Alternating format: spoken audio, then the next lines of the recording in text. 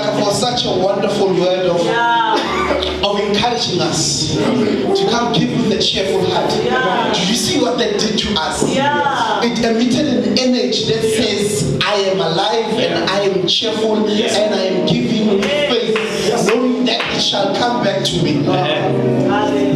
And I'm standing here just to give a sober part of it, because I didn't want to come up here and read a verse and then and be sober at the same time. I needed the Spirit to speak to us before I came aboard. And also to tell everyone, this is Taylor.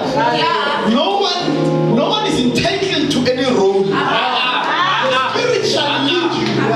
And if you, my brother, are doing it, do it. Because the Spirit is pushing you forward. So when you are here, I want you to know that you also have a role to play. No matter how close to the door you sit, or no matter how close to the front you sit, we all have a role to play in this church. Judges 5 says, I shall take 300 who are lapping with their mouth and 300 who are kneeling. I shall set them aside, but the ones who are lapping, these are the ones that I shall save. Yes. So I want to remind the church that when we started last year, we heard the vision from our apostle. The vision is nothing but growth, Bazalwane. So I want to encourage you today, you know, the cheerfulness, the positive spirit that leads us every Sunday. We need to share this with others.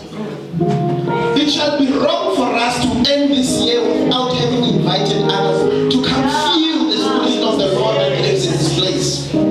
So I want to put the responsibility back to us to say, let us grow this church, and the only way you can grow it is by inviting people to this church. They also need this blessing. They also need the Spirit. And you know them, Bazalwane. Bakhalakini every week. Abantu banenking, abatinga usizo. We have seen this past week with the country is torn. The country is wounded. It's